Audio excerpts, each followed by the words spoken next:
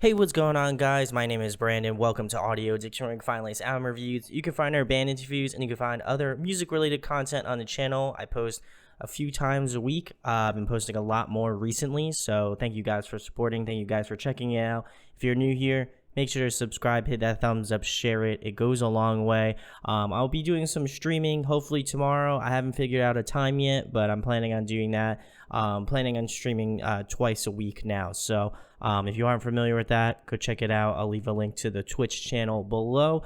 But tonight, we're going to be talking about Outline in Color's newest EP, Imposter Syndrome.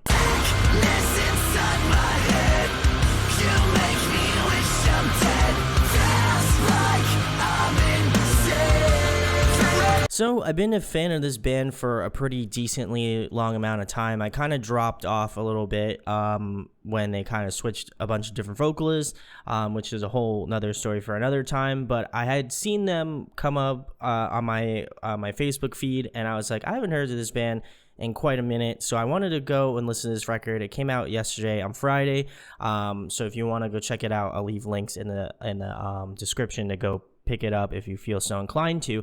But I was really curious to see how their sound changed. They have different vocalists now.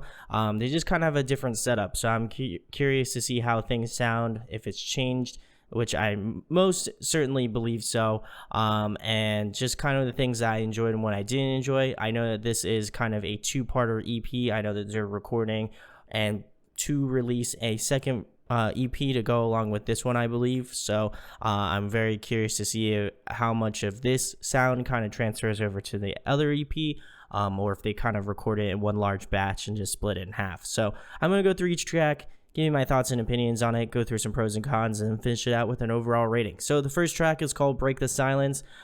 This was, I believe, one of the first songs that I heard. I really didn't go through much of the singles. I wanted to kind of go into it blind, but just from the kind of little clips that I had seen from different songs, I believe I had heard this one. But anyway, I really dig the cool electronic intro. That was one of the main reasons why I enjoyed this band a lot. Listening to them many years ago, and I really appreciate that this kind of electronic piece or melodic line kind of continues out as the song progresses. The clean vocals from both Jonathan and Skaggs I think are really great. I think they really have a good combination going between both of them, and they really know where each other fits. And I know that also has a lot to do with their producer, Andrew Bayless, which I've been doing a lot of stuff of his works, like bands he's worked with. So he's on the rise. Shouts to Andrew. But I really enjoy that. They show off a lot of diversity throughout this song, I believe, too, as well. Skaggs does most of the verses, while, again, the more subtle approach is taken by Jonathan. He has a far different range than Skaggs. I feel like Skaggs does more of the screaming. He does a little bit more of the grittier style, clean vocals. And then Jonathan's really got this real, like, fine-tuned, cleaned vocal, and I really appreciate that. The contrast between both of them is really nice as well. I also really think it's a welcome addition and just a really nice, adds a lot of depth to the track. You know, I always, as people know on the channel, I'm a really big fan of harmonies, and I feel like this band does a really great job of kind of fine-tuning those things and putting them together and knowing where they fit in each part of the song as well. Jonathan takes over the stronger chorus, which I think is really good because I feel like his vocal range fits that a little bit better than Skaggs does. He has a really great kind of middle high range vocal strength, and it is utilized super well in that. The verse has a really kind of I the Mighty-esque sort of feel to it, which is no diss. I love I the Mighty. They're one of my favorite bands of all time. And so it does have that kind of like more mellower vibe from what I remember hearing them in Jury of Wolves era of music. I know that they have moved far beyond that, but to me that was something that I can remember just in terms of just the sound prowess and what I've known them to be. So it's a nice change of pace. They do have a really cool breakdown at around the 2 minutes and 17 second mark to around the 2 minutes and 40 second mark as well. It does kind of come out of nowhere, which is really nice, and I think it adds a nice little flavor to the track. Otherwise if it didn't have it. Also, I really love the drumming from Austin. I think he really makes this track something that I really came to enjoy. He accents it enough, but just doesn't make it so like overbearing that it's just like, oh my god, I can't pay any attention to anything else. He keeps it entertaining, and I really enjoy that about the drumming line. So really solid song. I would probably put this pretty close to my favorite. I might have to give it a few more listens, but it's definitely up there in terms of the better tracks off the record. So we're gonna move into track number 2, which is Alibi. They're definitely leaning a bit more into kind of the heavier electronic and kind of R&B vibes. Again, I know that they have kind of changed up sounds, and I know I keep referencing it, but I feel like it's kind of necessary for me to point out, and that I don't have any sort of bias against, their older sound versus their newer sound. But I like the variation. I think it's really cool. I like the beat is really interesting as well, and the instrumentation is really on point in this track as well. The vocals are in the verse are very interesting. I think Skaggs has a really interesting tonality to his voice, and then kind of counterbalanced by Jonathan's more falsetto-y, kind of like more airy, sort of breathy sort of singing. It really works in that way, and I have to appreciate that, just as kind of having technically two vocalists in the band. I think they really know where they sit, they know where they have to be at, and it really works with the overall vibes of the song, which is really nice. Skaggs, has a really unique voice too. As I had mentioned, he's got kind of a rasp to it, which I think is really well utilized in a track like this, and kind of he has kind of a like lower register, which I appreciate as well. The chorus is definitely the high point of the track. It's where you're gonna get kind of the more powerful vocals. You're gonna get some gang vocals, which is really nice. And then I think the instrumentals that really kind of push the song a little bit more. The bridge is definitely my favorite part of the track. It carries kind of the same energy of the chorus, but I think the vocal delivery from Jonathan really helps sell the bridge to me the most, and just really makes it my favorite portion of the track. So we're gonna move into track number 3, which is Punishment. This one features Kaylee Wolf of Rivals, a good friend of the channel, so shouts to Kaylee. But anyway, getting back to this track, this one feels the most cohesive to me on the record. It feels to me that they spent a lot of time on this. I feel like, to me, it has the most fine-tuned elements so far. It definitely reminds me a lot of what the new Bring Me the Horizon is doing. I would say more so in like That's the Spirit and kind of Amo vibes, which is definitely appreciated. It kind of bridges that gap between like kind of electronic sounds, along with kind of post-hardcore and maybe like hard rock elements to it as well. If you enjoy bands like Slaves and Bring Me the Horizon, this is definitely that band for you. It feels like the child of those two bands, which I really appreciate because I love both of them equally. And I think that they do things differently. Obviously, they kind of have similar approaches, but I think the results are a little bit different. But anyway, getting back to Outline and Color, I think that they mesh both of those sorts of elements and kind of create a new band, which is definitely nice. And I feel like, to me, it feels like those are the two bands they're pretty influenced by, so I don't feel like it's not something like, oh my god, they're completely ripping them off. But I feel like the influence is there, and you can definitely hear it, and they're not afraid to show you what their influences are, which is nice. I'm also a sucker for good harmonies, as I had mentioned, as well, and there's plenty of those harmonies in this track in particular, some sprinkled in the verses and then some sprinkled in the bridge when Kaylee comes in. The chorus is my favorite part of the track in particular. I think that's really where a lot of the strong emphasis is put in this song in particular, and you can definitely hear that. You can hear them push the aggression a little bit more. There's just a little bit more bite to it, which I appreciate. You can also hear more of Skaggs' performance in this track as well. Again, he's got this really cool rasp to his voice, and I think that is fully realized and fully utilized in a track like this as well. There's this cool little breakdown at around the 1 minute and 57 second mark to around the 2 minutes and 9 second mark that leads into a really cool vocal feature from Kaylee starting at 2 minutes and 10 second mark to around the 2 minutes and 32 second mark, which I think she absolutely kills and makes this song that much more better. I feel like it was an 8 and they pushed it to like 11, which is definitely cool. Also, she does do the last chorus of this track as well, making it probably my favorite portion of the track. along with the chorus. I know that I had mentioned the chorus before, but I think this last chorus specifically is the one that they do the best. You can hear like Jonathan doing some like vocal runs, which is really tight. You can hear like Skaggs really kind of doing his vocal thing, and then Kaylee also doing some vocal runs as well. I think they just really end it on a strong note. And it is probably one of the, like, again, the most cohesive, one of the most, solid tracks off the record. Definitely one of my favorites. And it has that sort of like catchy element that you know and love from this band right now. So we're gonna move into track number 4, which is Practice What You Preach. This one is really solid as well. It's probably the heaviest track off the record. It feels a little bit more out of left field, which is not a bad thing, considering that they used to be more metalcore, at least to my knowledge. And this one feels right as home as I remember it to be, which is definitely nice. I think screaming wise and kind of instrumentally vibes wise, it reminds me a lot of bands like Slipknot, Cane Hill, that kind of have that more like aggressive kind of metalcore. I know Slipknot's not metalcore, but you get what I mean. Metal sort of tonality to them. And I appreciate the riffs from CJ. Super tough riff. I like it. I think it's tight. The chorus is my favorite part off of this record in particular. I think Jonathan absolutely killed it.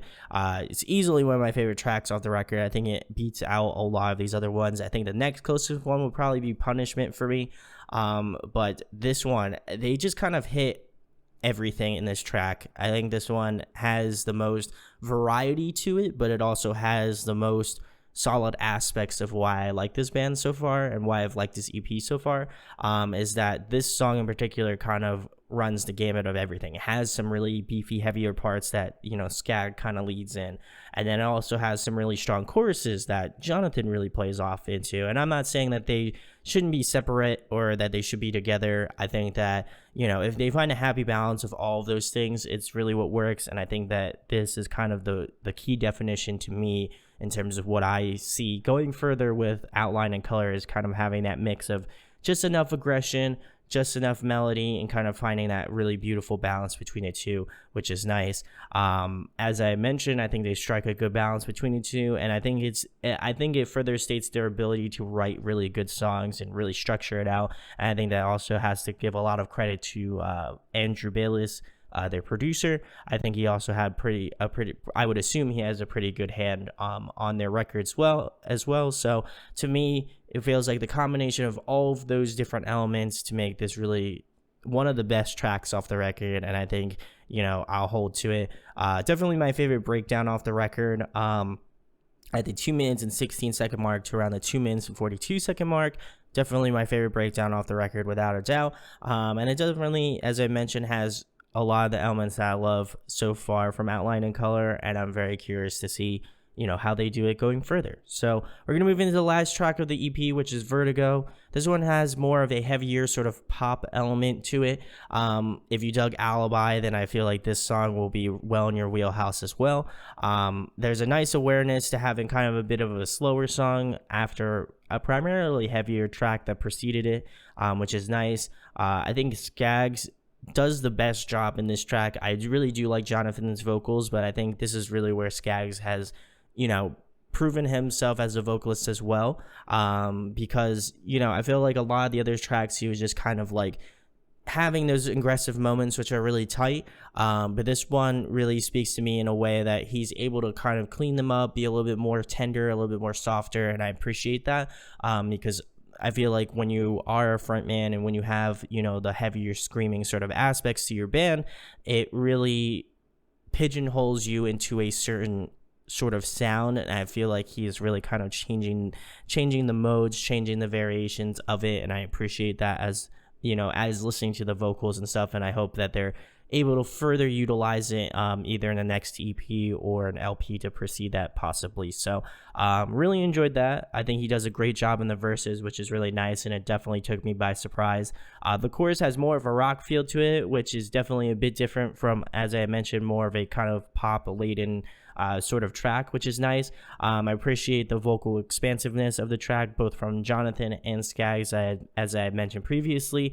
And I really do feel like they have come into their own as both vocalists, and I'm curious to see how they kind of, push each other either in the next EP or the next record.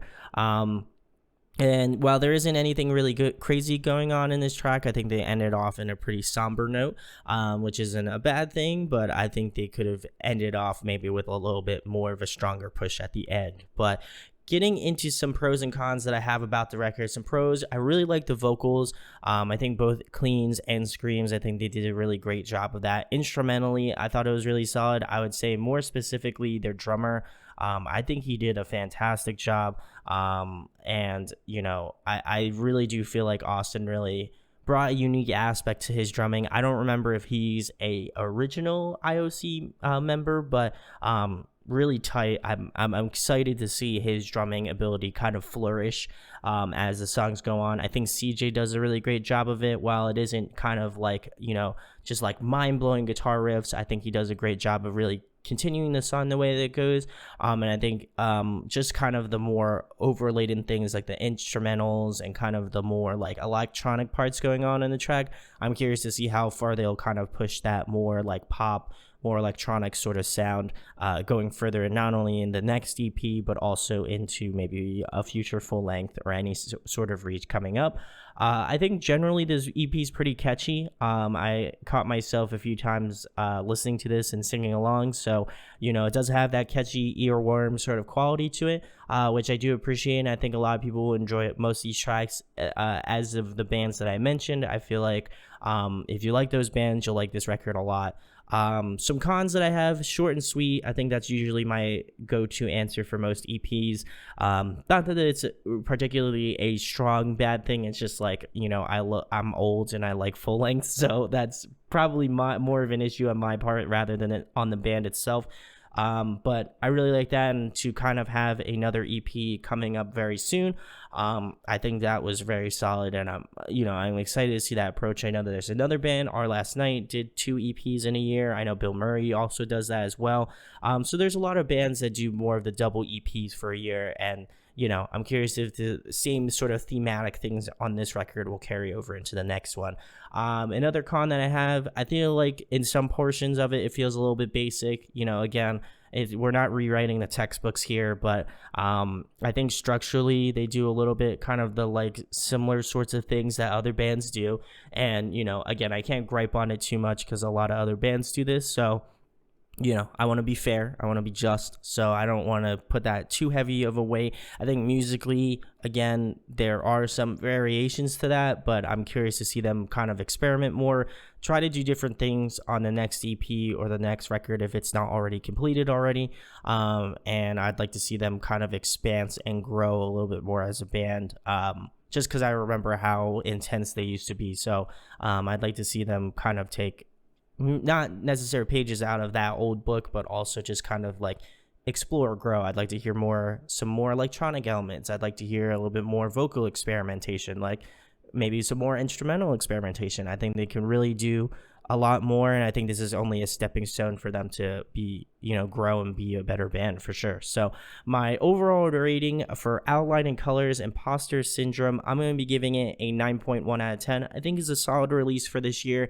I will probably be doing a follow-up once the second EP is out, and I can kind of give you a full basis on what I liked about the first EP, what I liked about the second EP, and how to see about the band going further. So let me know in the comments what you think about it. The album is out now, so go pick it up if you feel so inclined to.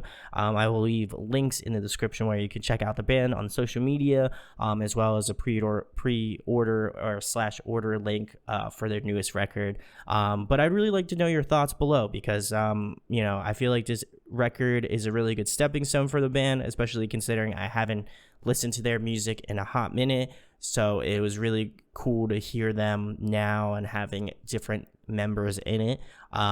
So it was an interesting roller coaster, and I'm excited to see their next EP. So if you enjoyed the content you see here, make sure to subscribe, hit that thumbs up, share it. It goes a long way. I have a lot more content coming to you guys very soon. Backstage Press will be coming back as well, so definitely be on the lookout for that. And thank you guys for watching this. My name is Brandon. We hope you got your fix, and we'll be talking with you soon. Peace.